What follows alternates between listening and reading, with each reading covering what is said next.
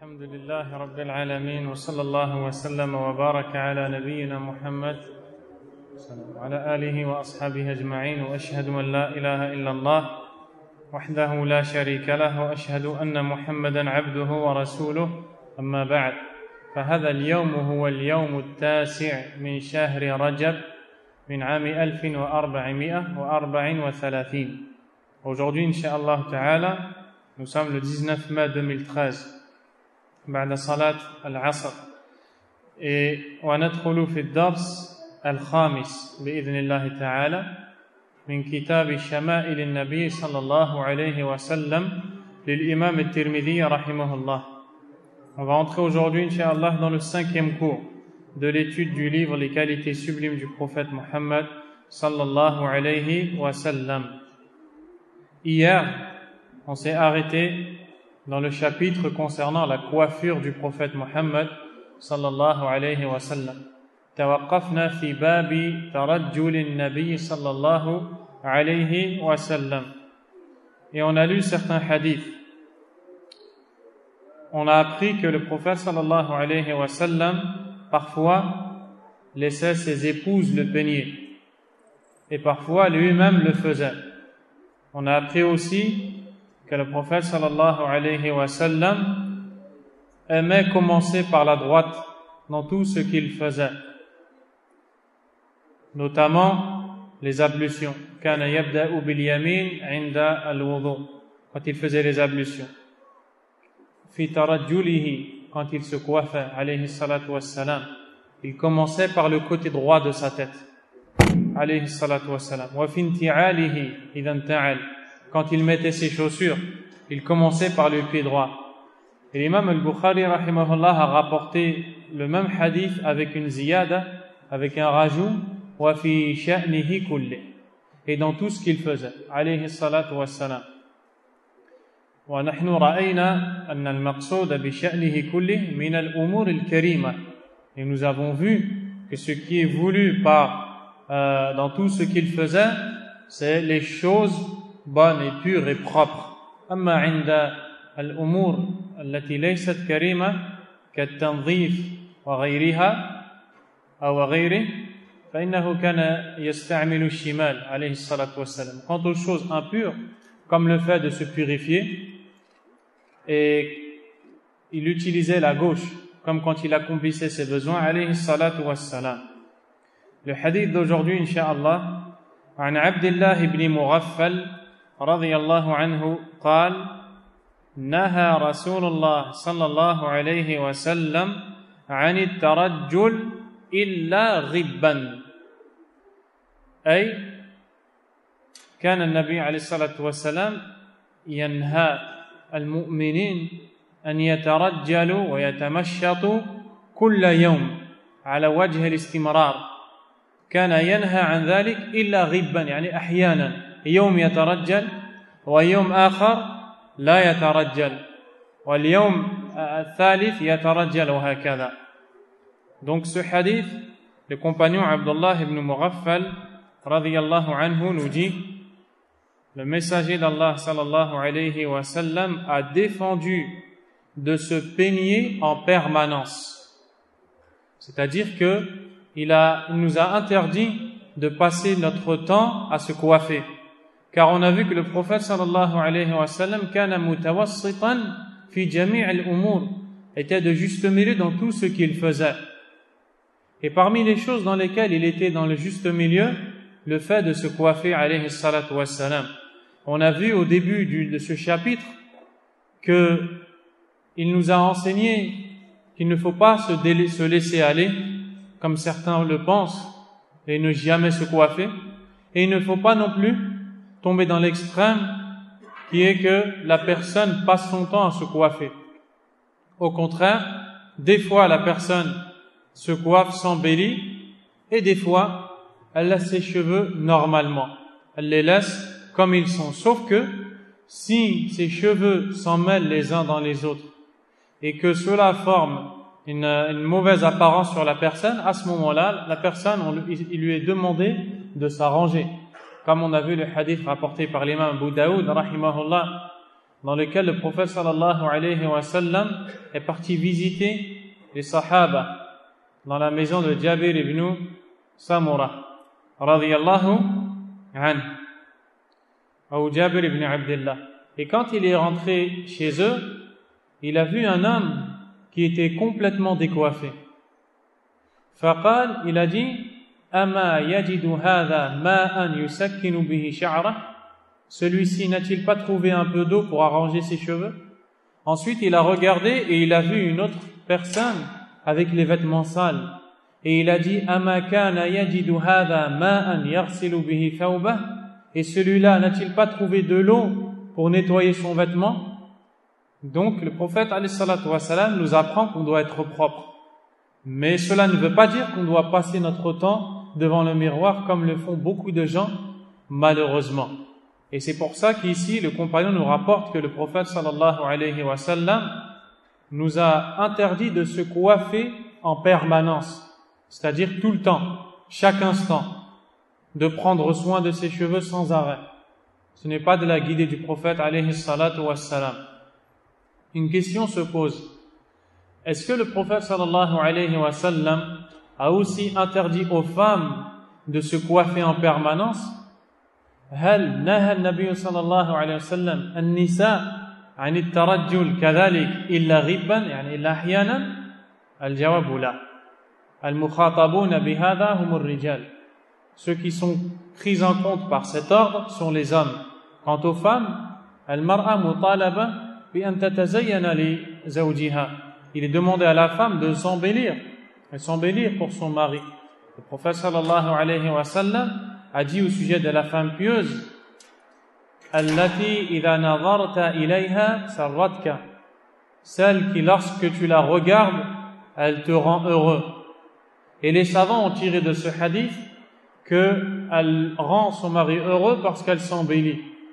Elle s'embellit, elle prend soin d'elle. Donc les femmes ne sont pas concernées par cet ordre qui est cité dans la parole de Abdullah ibn Mughaffal radiyallahu anhu.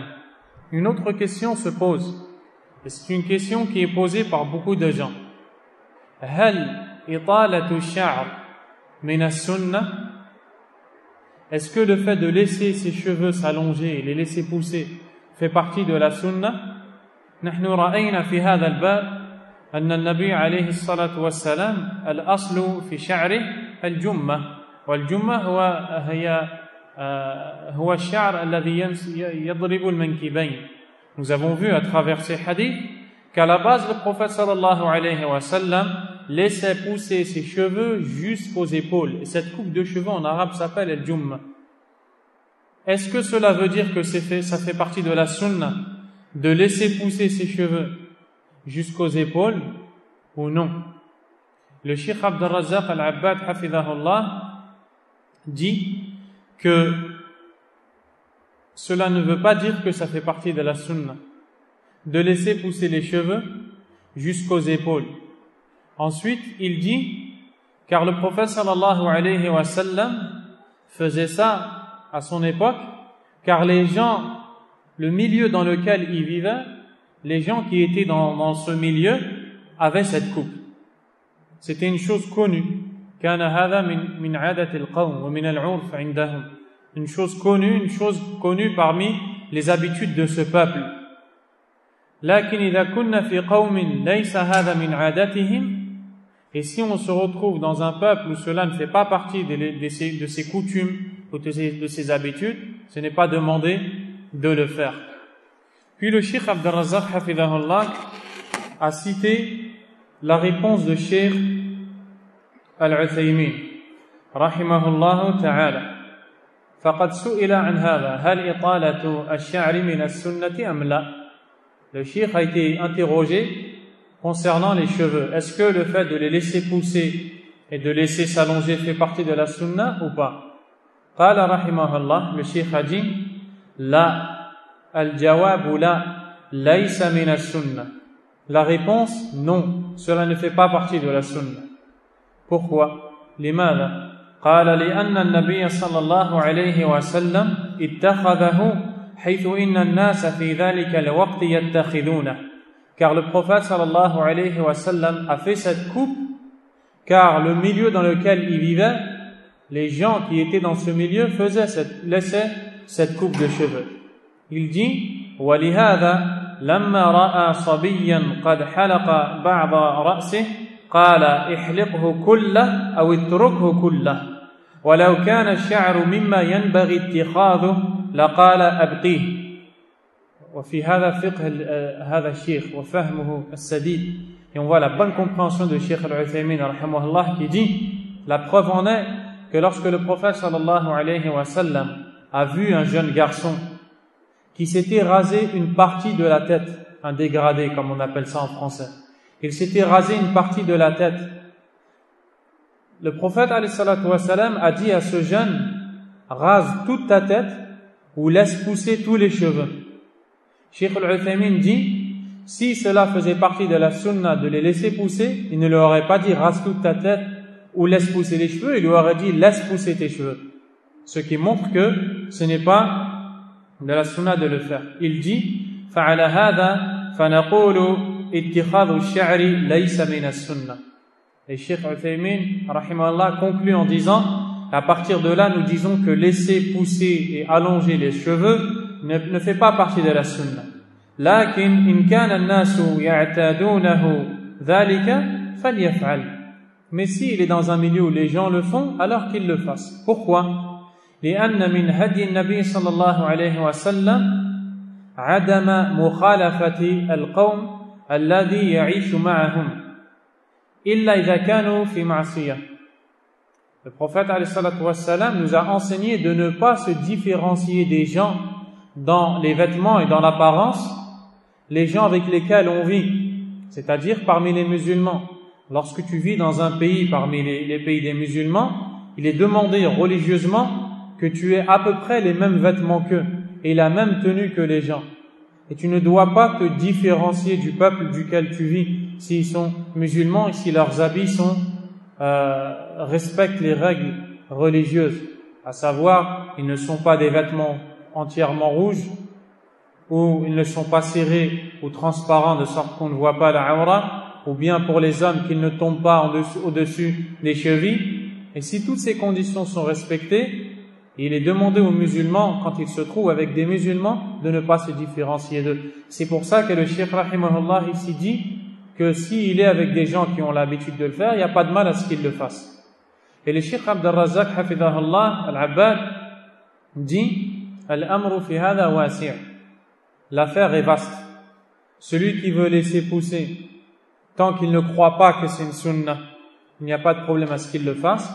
Et celui qui ne veut pas le laisser, et qu'il le fasse aussi, il n'y a pas de problème. Mais il ne faut pas croire que c'est une sunnah de le faire, car ce n'est pas une sunnah comme le cheikh nous l'a dit. Le cheikh Abd al-Razzaq hafidahullah dit aussi walakin yanbaghi at-tanbih. Mais il faut attirer l'attention ala amrin muhim, sur une question très importante. Ala wa huwa adamu at-tashabbuh sawa'un bil kuffar ou bin nisa. Qu'il est interdit de ressembler aux kuffars ou aux femmes. Le prophète sallallahu alayhi wa sallam a dit man tashabbaha biqawmin fahuwa minhum. Celui qui cherche à ressembler à un peuple en fera partie. Et il dit aussi la'ana Allah al-mutashabbihina min ar-rijal bin nisa. Qu'Allah maudisse les hommes qui cherchent à ressembler aux femmes. Donc à partir de là, si la personne qui laisse pousser ses cheveux, elle les laisse pousser d'une façon où elle va ressembler avec sa coupe aux kuffar ou bien aux femmes, alors là ça lui est interdit. Là ça lui sera interdit. Et malheureusement aujourd'hui, on trouve beaucoup de gens qui laissent pousser leurs cheveux et qui utilisent des produits pour les faire briller jusqu'à ressembler à des femmes. Et certains même malheureusement utilisent des produits sur leur visage pour faire briller leur visage. Et même peut-être qu'ils prennent les produits de leur sœur dans la salle de bain. Et à la fin, quand il sort, entre lui et sa sœur, il n'y a aucune différence. Ma'al asaf. Malheureusement.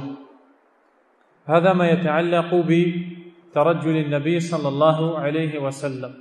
Voici ce qui est cité concernant la coiffure du prophète alayhi salatu wassalam. Le chapitre suivant, Bab, wa huwa al-bab al-khamis, ma jaa fi shaybi Rasulillah sallallahu alayhi wa sallam. Le chapitre concernant les cheveux blancs du prophète Mohammed sallallahu alayhi wa sallam. Donc on voit qu'on a 3 chapitres concernant les cheveux. Le premier, le chapitre dans lequel on nous décrit les cheveux du prophète alayhi salatu wa sallam. Le deuxième, le chapitre dans lequel on nous décrit la coiffure du prophète alayhi salatu wa sallam. Et le troisième, celui dans lequel on nous décrit les cheveux blancs et les poils blancs du prophète Mohammed sallallahu alayhi wa sallam. وهذا الباب متعلق بصفته الخلقية فلا نزال نتكلم عن صفة النبي عليه الصلاة والسلام الخلقية. Ce chapitre est toujours en relation avec la description physique du prophète عليه الصلاة والسلام.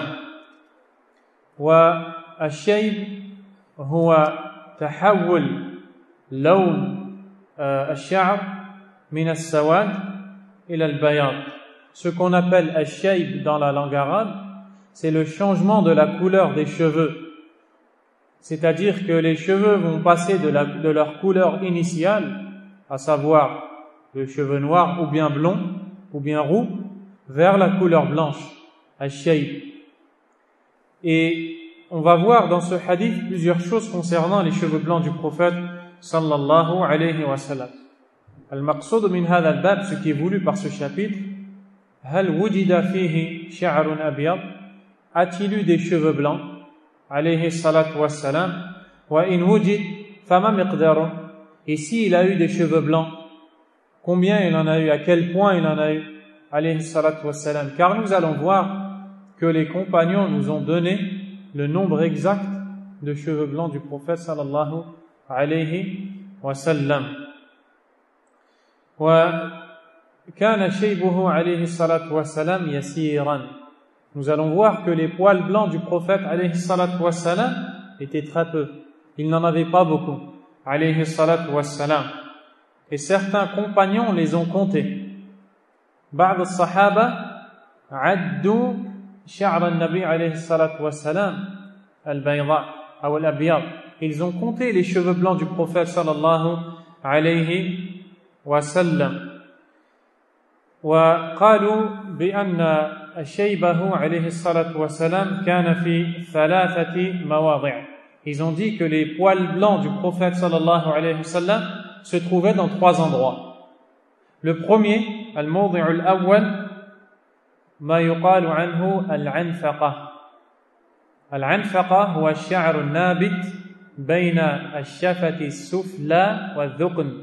هذا اسمه عنفقة في اللغة العربية. Le prophète sallallahu alayhi wa sallam avait des poils blancs dans ce qui est appelé en arabe al-anfaqa, le nom que l'on donne pour les poils qui poussent entre la lèvre inférieure et le menton, c'est-à-dire ici. Sallallahu alayhi wa sallam. Deuxièmement, kana lahu shaybun fi sudrayhi. Wa sudru هو الاسم هو الشعر الذي ينبت بين العين والأذن هنا فكان له شيب في هذا الموضع وهذا الموضع في اللغة العربية يسمى الصدر. Le prophète sallallahu alayhi wa sallam avait des cheveux qui poussaient sur ce qui est appelé en arabe as-sudr, c'est-à-dire la tempe. La tempe, c'est l'endroit qui est au milieu entre l'œil et l'oreille, ici la tempe. Il avait certains cheveux blancs ici, alayhi salatu wassalam. Troisièmement, fi ras, sur la tête, sallallahu alayhi wa sallam. الدليل على ذلك ما رواه الإمام مسلم عن أنس بن مالك رضي الله عنه. La preuve en est ce que le rapporte Anas ibn Malik. Il nous dit رضي الله عنه ولم يختضب رسول الله صلى الله عليه وسلم وإنما كان البياض في عنفقته وفي الصدغين وفي الرأس نبذ يسير. Anas ibn Malik nous dit le prophète sallallahu alayhi wa sallam ne se teignait pas les cheveux. il n'avait des poils blancs que sur la anfaqa, ici, la tempe et la tête, sallallahu alayhi wa sallam. Donc à travers ce hadith-là, à travers ce chapitre-là, nous allons parler des cheveux blancs du prophète Muhammad alayhi salatu wa salam. الحديث الأول عن قتادة رحمه الله قال قلت لأنس بن مالك رضي الله عنه هل خضب رسول الله صلى الله عليه وسلم والمقصود بهل خضب الخضاب هو تغيير الشيب إلى الأحمر أو الأسود إلى غير ذلك تغيير لون الشعر قال لم يبلغ ذلك أي ما كان يحتاج إلى ذلك لقلة شعره الأبيض عليه الصلاة والسلام إنما كان شيبا في صبغيه ولكن أبو بكر رضي الله تعالى عنه خضب بالحناء والكتم والحناء هو ما يستعمل لتغيير اللون إلى الأحمر والكتم إلى الأسود. Donc Anas ibn Malik radiyallahu anhu, il y a le compagnon, le tabi'i Qatada rahimahullah, qui dit: j'ai demandé à Anas ibn Malik radiyallahu anhu si le messager d'Allah sallallahu alayhi wa sallam se teignait, est-ce qu'il changeait la couleur de ses cheveux ou pas? Est-ce qu'il utilisait la teinture alayhi salatu wa salam? Anas lui répondit: il n'est pas arrivé à cela. Qu'est-ce qu'il veut dire ici? Il n'a pas eu besoin de le faire puisque ses cheveux n'étaient pas tous blancs. Il n'avait que très peu de cheveux blancs, donc il n'est pas arrivé au stade où il aura besoin d'utiliser la teinture. C'est clair, Inch'Allah? Donc, Qatada lui demande: est-ce que le prophète sallallahu alayhi wa sallam utilisait la teinture pour changer la couleur de ses cheveux? Anas lui dit: il n'avait pas besoin de le faire. Il n'était pas arrivé à un stade où il fallait changer la couleur de ses cheveux, car il n'avait que très peu de cheveux blancs, sallallahu alayhi wa sallam. Anas dit: il en avait seulement un peu aux tempes. Les tempes, c'est ce qu'on appelle en arabe as-sidr ou as-sudr, et c'est l'endroit qu'il y a entre l'œil et l'oreille. Entre l'œil et l'oreille. Par contre, il dit: Abu Bakr radiyallahu anhu a teint ses cheveux avec du hinna, du henné et du katam. Et al-hinna ou le katam, le henné et le katam, sont deux plantes qui sont utilisées pour la teinture. Al-hinna, c'est une chose que vous connaissez tous. Ça sert à changer la couleur des cheveux vers le rouge. Et le katam, ça sert à changer la couleur vers le brun. Donc c'était des produits qui étaient utilisés par les sahaba radiyallahu anhum. Et il y a une version authentique de ce hadith عند مسلم قال أنس بن مالك رضي الله عنه وقد اختضب أبو بكر بالحناء والكتم واختضب عمر بالحناء بحتا.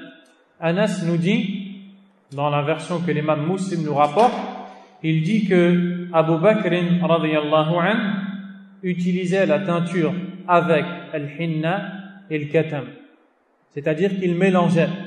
كان يغير لون شعره رضي الله عنه وهو يستعمل هاتين المادتين الحناء والكتم. Il utilisait pour changer la couleur de ses cheveux radiyallahu anhu le henné et le katam, donc le rouge et le noir, et ça donnait une couleur qui penchait vers le marron. Yamil il a al-bouni, il a vers la couleur marron. Et quant à Omar ibn al-Khattab radiyallahu anhu, il n'utilisait que al-hinna, c'est-à-dire qu'il changeait la couleur vers le roux, vers le rouge, radiyallahu anhu. Wa illa fa inna taghyira al-lawn ila al-aswad al-khalis la yajuz.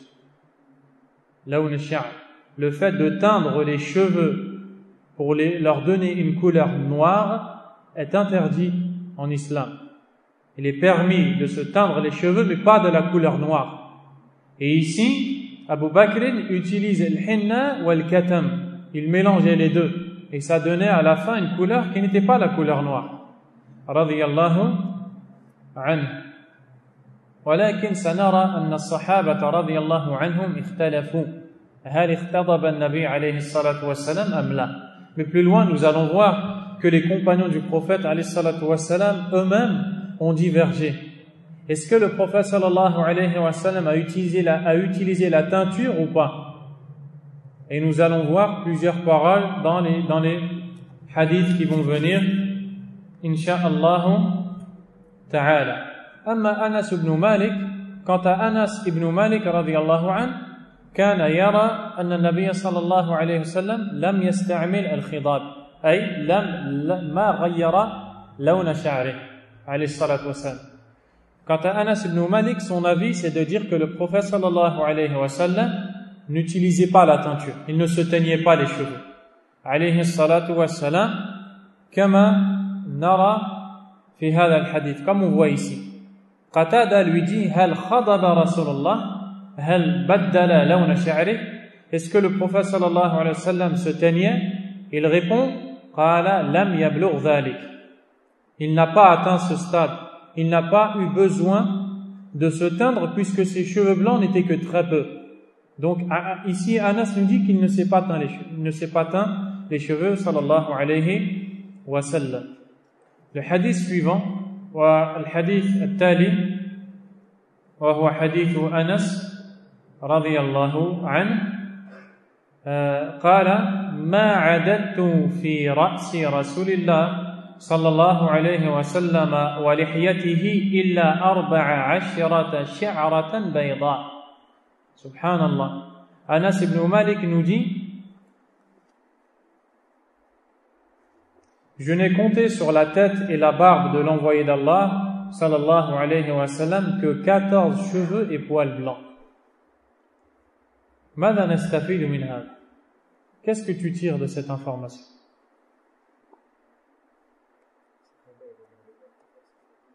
Qu'est-ce que tu tires de ça? Hein?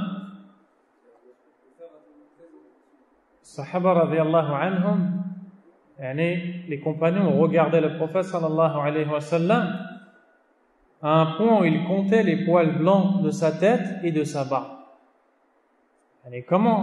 Comment faire, subhanallah? هذا لشدة محبتهم للنبي عليه الصلاة والسلام. Cela nous montre le grand amour qu'ils avaient pour le prophète صلى الله عليه وسلم. وهذا الحديث يوافق الحديث الأول من هذا الكتاب. Et ce hadith-là est en accord avec le premier hadith de ce livre. ما هو? Quel est ce hadith? نعم. Anas ibn Malik nous dit, وهذا في الحديث الأول من هذا الكتاب. قال أنس بن مالك وتوفي رسول الله صلى الله عليه وسلم وليس في رأسه ولحيته 20 شعرة بيضاء. Anas ibn Malik nous dit, le prophète sallallahu alayhi wa sallam est mort et il n'avait pas, quand il est mort, plus de 20 poils blancs sur sa tête et sur sa barbe.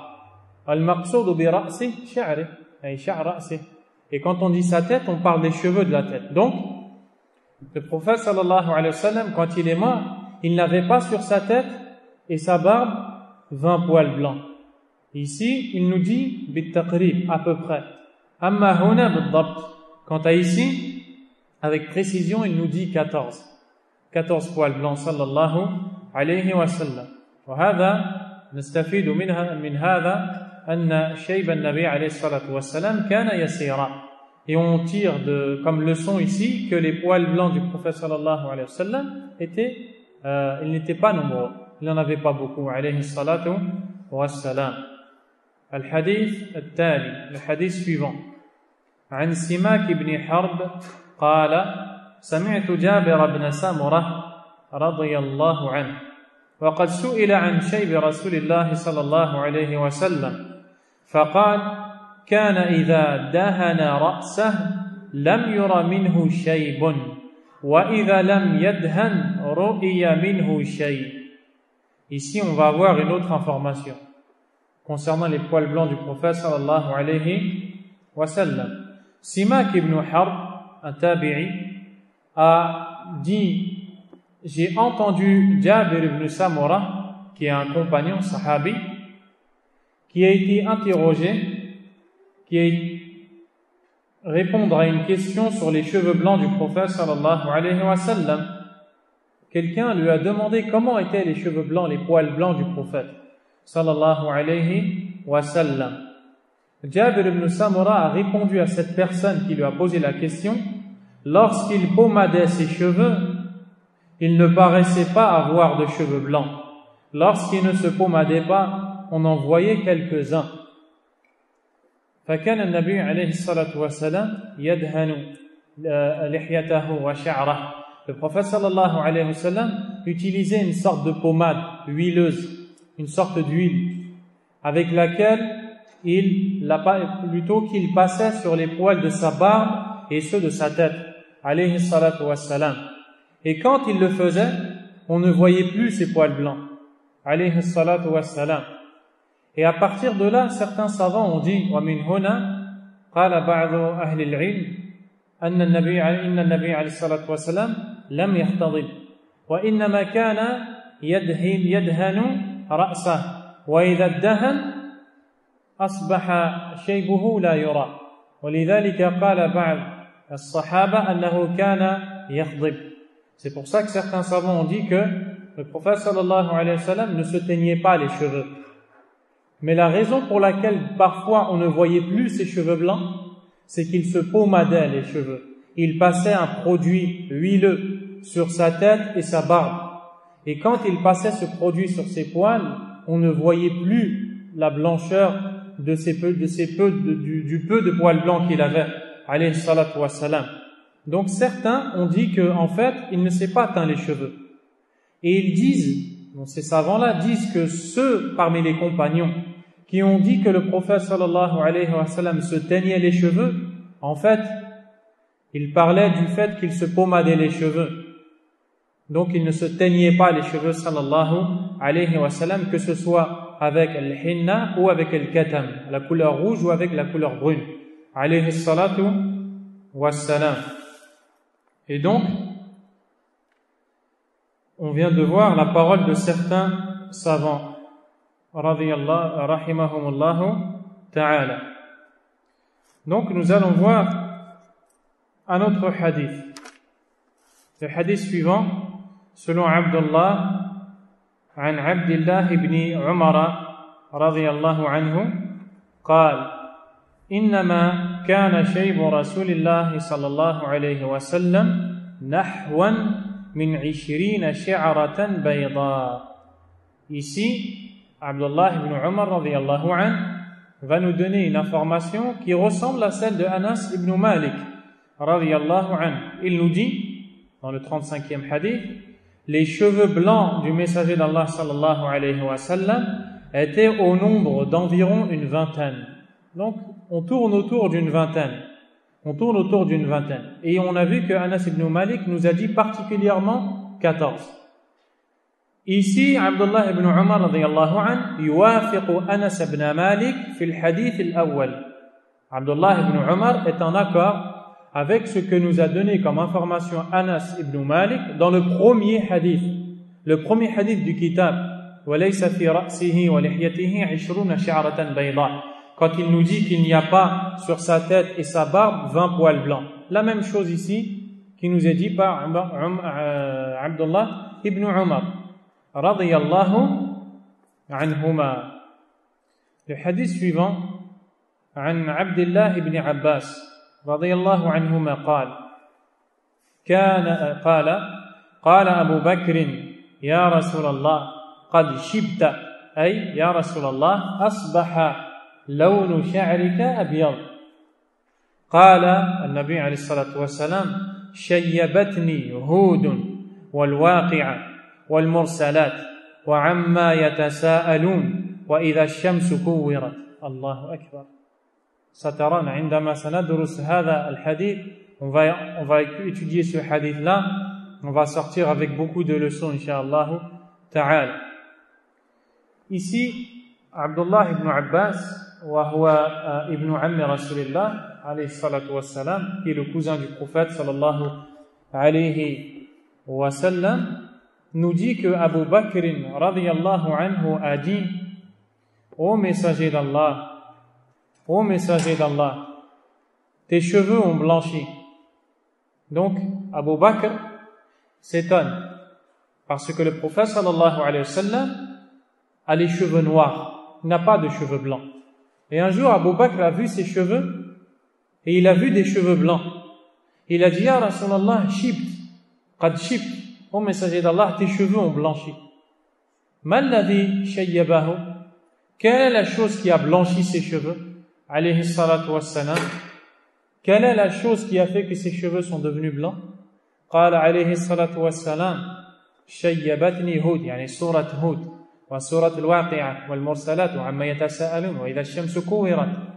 يعني بسبب الهم وبسبب يعني تأثير هذه الصور أصبح النبي عليه الصلاة والسلام فيه شيء.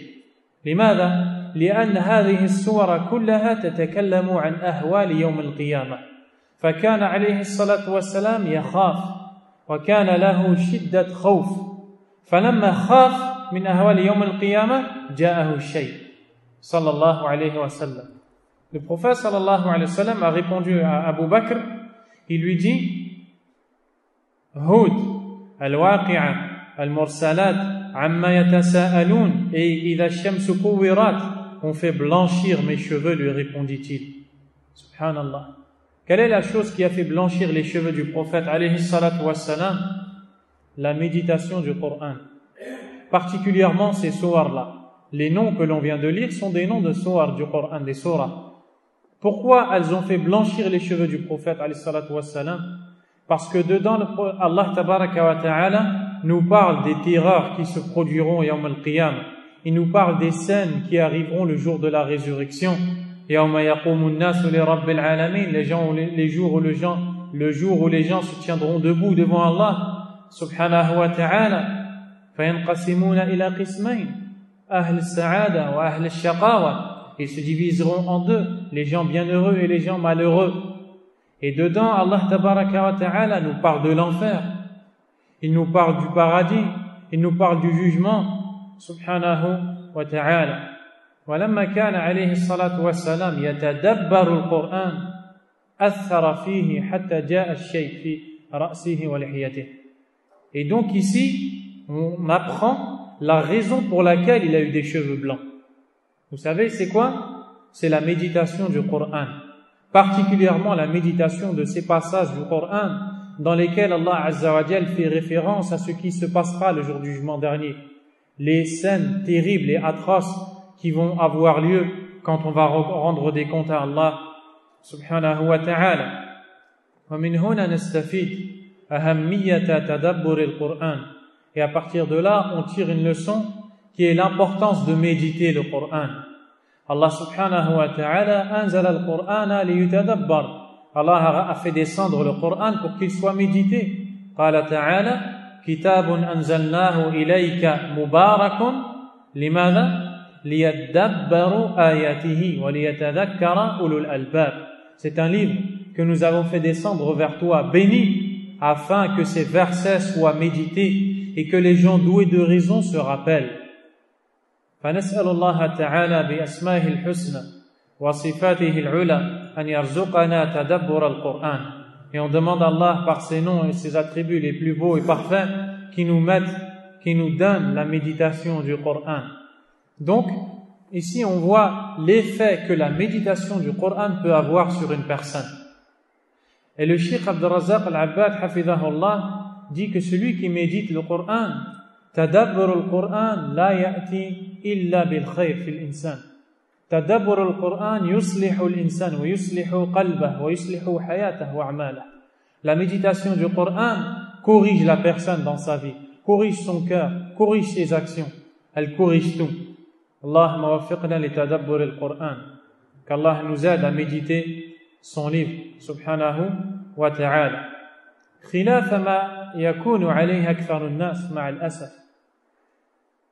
يأتيهم الشيء بسبب الدنيا، بسبب المال، Wal-'iyadhu billah. Regardez la situation du prophète alayhi salatu wassalam et regardez celle de la plupart des gens qui ont eu des cheveux blancs à cause des soucis de ce bas monde, à cause des soucis de dunya, de l'argent et du travail. Courir derrière dunya, courir derrière ce bas monde. Yajri ahaduhum wara'a ad-dunya jarayan al-kalb wal-'iyadhu billah. L'un d'entre eux court derrière la dunya comme le chien qui court derrière sa proie. Wal-'iyadhu billah. فحتى بعض الناس أصابهم المرض الشديد بسبب هم الدنيا سبحان الله. À un point où certaines personnes sont tombées malades et ont eu des grandes maladies à cause de cette dunya. Quand tu lui dis qu'est-ce qui t'arrive, pourquoi tu es tombé malade, il te dit j'ai trop de problèmes. هل تدبر القرآن هو الذي أدى بك إلى هذا؟ Est-ce que c'est la méditation du Coran qui t'a rendu comme ça? كان بعض السلف يموت إذا تدبر القرآن. Certains des pieux prédécesseurs mouraient quand ils entendaient le Coran. وكان عمر بن الخطاب رضي الله عنه يصلي يوما ما. Un jour, Umar ibn al-Khattab يصلي بالناس. Il prie devant les gens. ويقرأ سورة الطور. Et il récite سورة الطور. ولما وصل إلى قوله تبارك وتعالى إن عذاب ربك لواقع أي حاصل لا أحد يدفعه سقط ومرض مدة 40 يوما. سبحان الله. Umar ibn al-Khattab a récité ce verset dans lequel Allah Azza wa Jal dit le châtiment de ton Seigneur est inéluctable, inévitable, il va arriver, personne ne pourra le repousser. Il est tombé par terre et il est tombé malade pendant 40 jours. Il était dans le lit, il n'arrivait plus à se lever. رضي الله عنه. فالإنسان المسلم يتدبر القرآن. Le musulman, il doit méditer le Coran et il doit le comprendre. Il doit le comprendre et le mettre en pratique. نسأل الله تبارك وتعالى أن يوفقنا لذلك. نسأل الله تعالى أن يوفقنا لذلك. نسأل الله تبارك وتعالى أن يوفقنا لذلك. On demande à Allah subhanahu wa ta'ala qu'il nous fasse méditer le Coran. Donc, le prophète sallallahu alayhi wa sallam كان يدعو الله تبارك وتعالى ويسأله ألا يجعل الدنيا أكبر همه. Le prophète sallallahu alayhi wa sallam invoquait Allah tabaraka wa ta'ala et il lui demandait de ne pas faire de ce bas monde son plus grand souci. ليس معنى هذا تترك الدنيا بالكلية. لا. Allah قال في القرآن ولا تنسى نصيبك من الدنيا. On n'est pas ici en train de dire reste assis chez toi et abandonne tout, ne fais plus rien de ce bas monde. Ce n'est pas ça qui est voulu. لا يقول هذا إلا مجنون. Seule une personne folle dit une telle parole. لكن المقصود أن همك الأول والأكبر الدار الآخرة والدنيا بعد هذا تأخذ منها نصيبك. Tu prends ta part de ce bas monde, mais ton plus grand souci c'est l'au-delà. ولذلك كان النبي صلى الله عليه وسلم يقول, le prophète disait dans ses invocations, اللهم لا تجعل الدنيا أكبر همنا. Il disait, oh Allah, ne fais pas de ce bas monde notre plus grand souci. Notre plus grand souci. لأن من كانت الدنيا أكبر همه ابتلاه الله عز وجل بأنواع البلاء والعياذ بالله. Car celui qui fera de ce bas monde son plus grand souci sera éprouvé par Allah tabaraka wa ta'ala par plusieurs sortes d'épreuves. نسأل الله السلامة والعافية. Qu'Allah tabaraka wa ta'ala nous en préserve. Le hadith suivant, عن أبي جحيفة رضي الله عنه قال قالوا يا رسول الله, يعني الصحابة, قالوا يا رسول الله نراك قد شبت. قال شيبتني هود وأخواتها. فالحديث معناه واحد. Ici le hadith a le même sens. Il est rapporté par Abu Juhayfa, un autre compagnon, radiyallahu anhu, mais le sens est le même. Les compagnons sont venus voir le prophète, sallallahu alayhi wa sallam, et lui ont dit, ils lui dirent, ô messager d'Allah, nous voyons que tes cheveux blanchissent. Et ici, on sait qu'il n'avait que combien de poils blancs? À peu près 14. Et malgré ça, les sahaba ont remarqué. Ils ont remarqué et ils ont cherché à savoir pourquoi. Est-ce que le prophète a des soucis? Est-ce qu'il pense est-ce qu'il pense à quelque chose? Est-ce qu'il a un problème?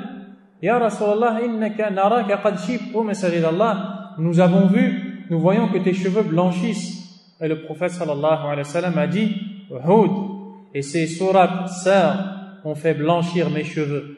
C'est-à-dire, Hud, la sourate, lisez sourate Hud et vous comprendrez, Inch'Allah. Sourate Hud, Allah Azza wa Jalla nous parle du paradis et de l'enfer. Il nous parle des bienheureux et des malheureux. Et les sourates semblables, toutes les sourates qui ressemblent à Hud, les sourates qui parlent de Nar et qui parlent de Jannah, ont donné au prophète sallallahu alayhi wa sallam des cheveux blancs.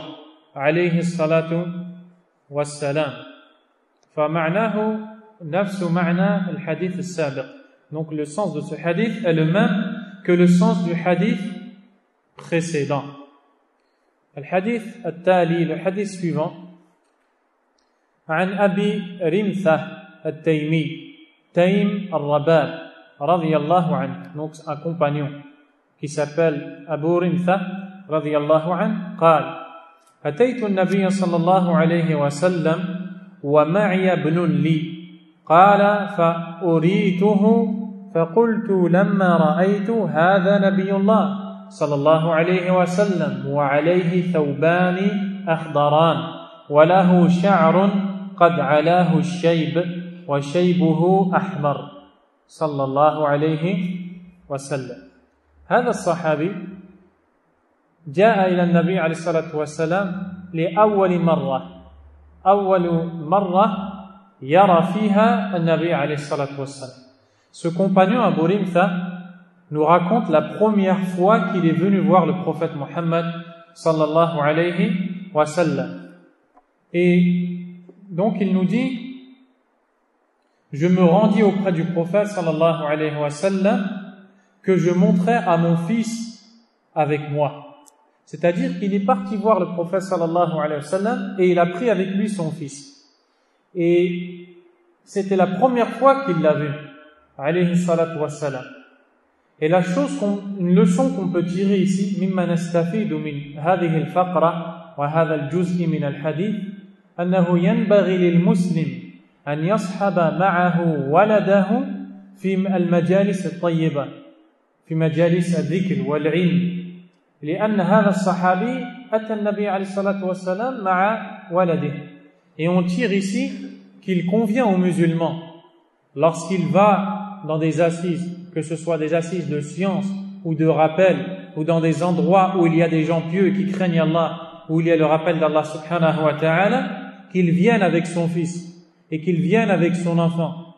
لأن هذا تربية الله, afin que son enfant s'éduque et prenne l'habitude de voir les bons endroits et de voir les bonnes choses. Et c'est pour ça que ce compagnon est venu avec son fils. Il est venu avec son fils voir le prophète alayhi salatu wassalam. Et il dit que فَأُرِيتُهُ. Et ici, il y a une erreur dans la traduction. Car dans la traduction, on nous dit je me rendis auprès du prophète sallallahu alayhi wa sallam que je montrais à mon fils avec moi. Ce n'est pas ça qu'il a dit, le compagnon. Le compagnon a dit qu'il a été voir le prophète sallallahu alayhi wa sallam avec son fils et on lui a montré le prophète. C'est-à-dire, on va plutôt dire, je me rendis auprès du prophète sallallahu alayhi wa sallam qu'on m'a montré avec mon fils avec moi. C'est ça la bonne traduction. Donc, ici, il nous explique qu'on lui a montré car il ne l'avait pas encore vu. Il ne l'avait pas encore vu et les compagnons lui ont dit c'est lui. Et quand il a vu le prophète sallallahu alayhi wa sallam, il a dit, dès qu'il l'a vu, il a dit Hada Nabiyullah. Il dit voilà le prophète d'Allah. Donc ici, il est content. Il est content pour la première fois, il voit le prophète sallallahu alayhi wa sallam. Et va venir la partie du hadith qui concerne ce chapitre. Ya'ti huna mahallu shahid. Il nous dit, ils portent deux vêtements verts, alayhi salatu wassalam. Certains de ses cheveux commencent à blanchir et ceux-ci sont roux, alayhi salatu wassalam. Donc voilà la partie du hadith pour laquelle l'imam Tirmidhi a cité ce hadith dans ce chapitre qui concerne les poils blancs du prophète alayhi salatu wassalam. Car quand Abu Rimtha radiyallahu anhu a vu pour la première fois le prophète alayhi salatu wassalam, il l'a vu vêtu d'un habit vert, et Cheikh Abd al-Razzaq hafidahullah al-Abbad dit dans l'explication de ce hadith que son vêtement n'était pas forcément totalement vert. Il se peut qu'il était mélangé à une autre couleur. Et quand il l'a vu, alayhi salatu wassalam, il a vu qu'il avait des cheveux blancs. Qad alahu ash-shayb. Il a eu des cheveux blancs sallallahu alayhi wa sallam, et il dit wa shaybuhu ahmar. Et ses cheveux blancs viraient vers le rouge. Viraient vers le rouge.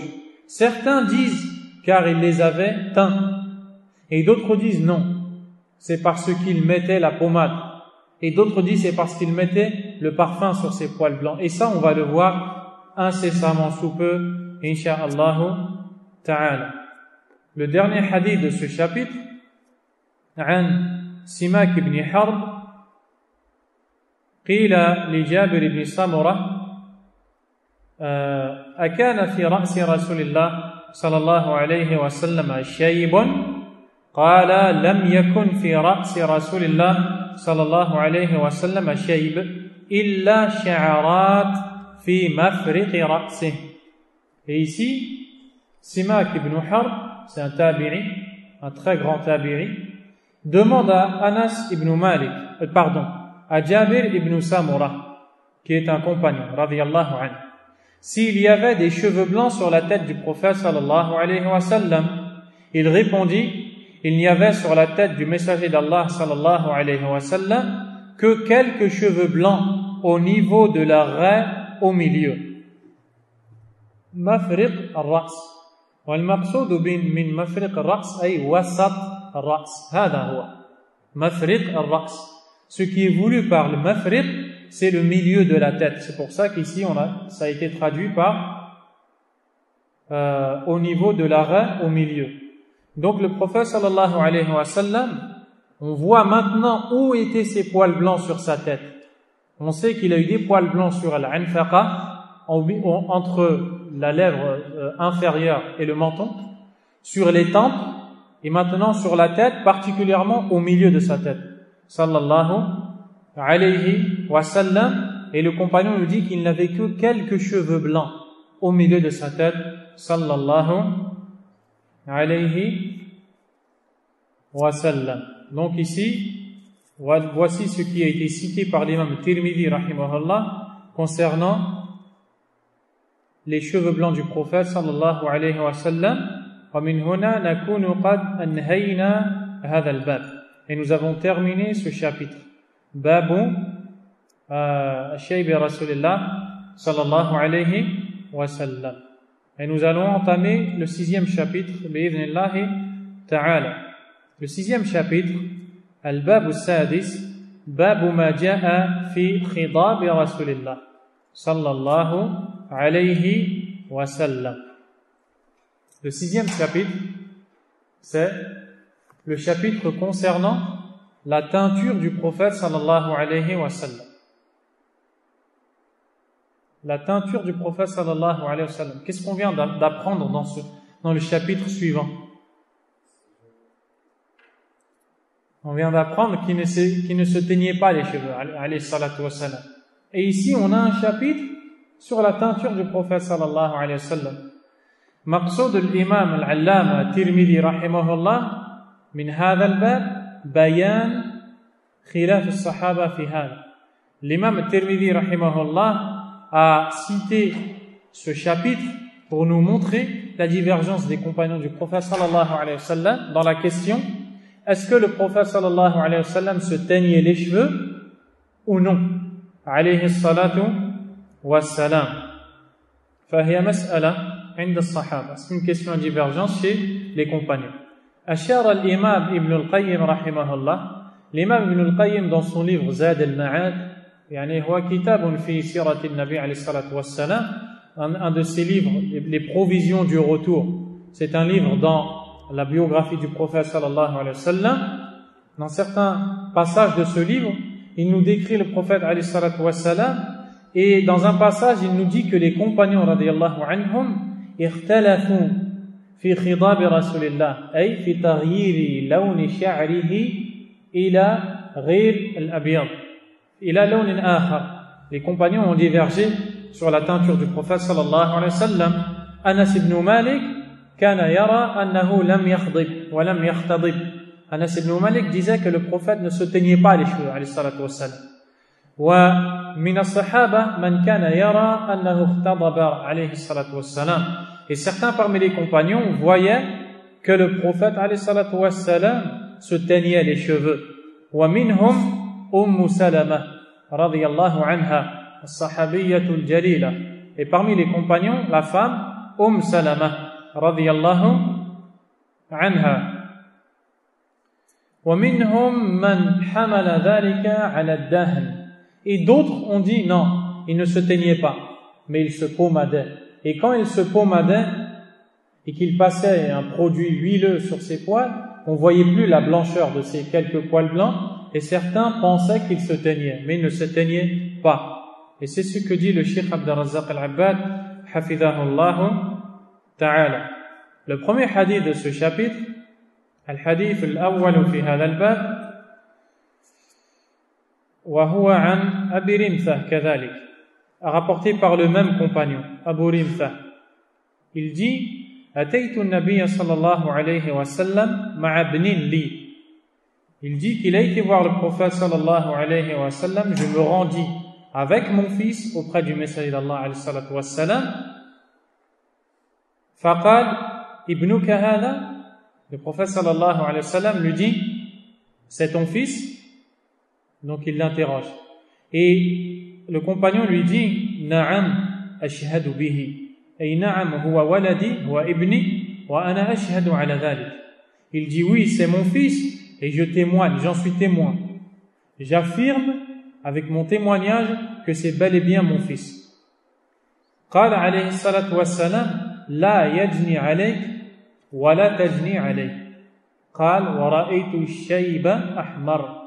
Et ici le prophète sallallahu alayhi wa sallam lui dit tu n'es point tenu de réparer le crime qu'il pourrait commettre et il n'est point tenu de réparer le tien. يعني إذا حصلت منه جناية ظلم إثم فلا تحمل وزره وإن حصلت منك جناية ظلم إثم فلا يحمل وزرك. معنى هذا الكلام لا تزر وازرة وزر أخرى. معنى هذا الكلام الوالد لا يحمل ذنب الولد والولد لا يحمل ذنب الوالد. فلماذا قال له هذا الكلام؟ لأن أهل الجاهلية كانوا يعتقدون هذا. Le prophète sallallahu alayhi wa sallam lui dit tu n'es point tenu de réparer le crime qu'il pourrait commettre et il n'est point tenu de réparer le tien, c'est-à-dire tu n'es pas responsable de ses péchés et il n'est pas responsable des tiens. Pourquoi le prophète sallallahu alayhi wa sallam dit ça à ses compagnons Abu Rimtha? Parce que le peuple de Quraysh vivait dans une ignorance telle avant l'islam que certains parmi eux croyaient que lorsque le père commettait une injustice ou un péché, on devait punir le fils et l'inverse. C'est la raison pour laquelle quand le fils tuait quelqu'un, on tuait le père, ou quand le père tuait quelqu'un, on tuait le fils. Et le prophète sallallahu alayhi wa sallam arada an yulghiya hadha al-i'tiqad al-fasid al-batil.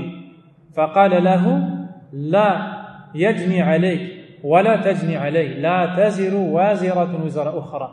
Et le prophète sallallahu alayhi wa sallam lui a dit tu n'es pas responsable de son crime, il n'est pas responsable du tien. Donc يعلمه, il lui enseigne. فهذا الصحابي أول مرة يرى فيها النبي عليه الصلاة والسلام. Ce compagnon, c'est la première fois qu'il voit le prophète sallallahu alayhi wa sallam. فقد يكون لا يعلم هذا الحكم. Il se peut qu'étant donné qu'il n'avait pas encore vu le prophète alayhi salatu wa sallam, qu'il ignore cette chose-là, qu'il ignore qu'avec l'islam ce jugement a changé et que maintenant plus personne n'est responsable du péché de l'autre. La raison pour laquelle At-Tirmidhi rahimahullah a cité ce hadith dans ce chapitre, c'est qu'il a dit à la fin وَرَأَيْتُ الشَّيْبَ أَحْمَرَ. Il dit, je vis alors ses cheveux blancs comme roux. Il vit que les cheveux blancs du prophète sallallahu alayhi wa sallam viraient vers le roux. Il virait vers le roux. Et l'imam Tirmidhi rahimahullah rapporte ce hadith dans ce chapitre parce qu'ici on nous parle de la teinture et on est en train de chercher à savoir est-ce que le prophète sallallahu alayhi wa sallam se teignait les cheveux ou non.